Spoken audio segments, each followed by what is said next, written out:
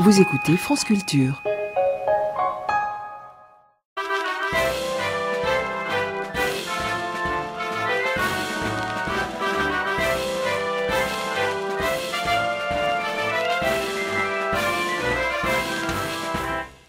Tu vois, Simone, je ne suis pas contre le progrès. Je suis même, comme tout le monde ou presque, résolument pour le progrès. C'est d'ailleurs pour ça qu'on l'appelle progrès. Mais il y a des moments où je ne peux m'empêcher de voir le revers de la médaille. Certaines conquêtes du progrès sont désormais si profondément enracinées dans nos vies que nous avons perdu la capacité de réagir en cas de défaillance. À quoi penses-tu ? Bon, en premier lieu, à un sujet grave, la mortalité infantile. Les progrès de la médecine ont fait reculer la mortalité infantile au point que la mort d'un nourrisson est devenue chez nous quasiment inimaginable.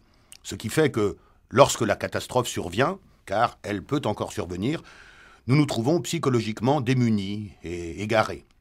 Je ne dis pas qu'on pourrait faire d'un tel drame une bonne nouvelle, mais il me semble que nos ancêtres étaient mieux préparés à ce malheur du simple fait que ce malheur était 100 fois plus fréquent.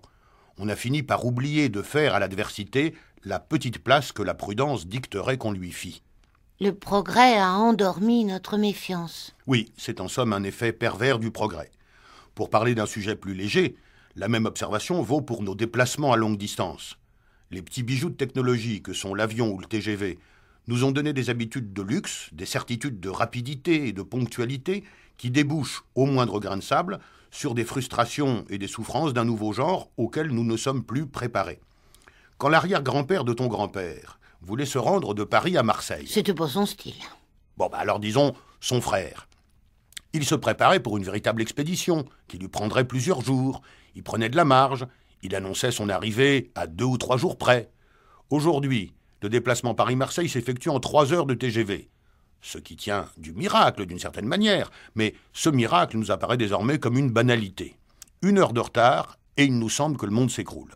Nous sommes devenus incapables d'affronter les aléas, d'accepter le hasard et l'imprécision. Nous sommes susceptibles au contraire de nous gâcher la journée, pour ne pas dire la semaine, parce que notre avion atterrit 1 heure plus tard que prévu. Tu ne trouves pas ça paradoxal ? Si.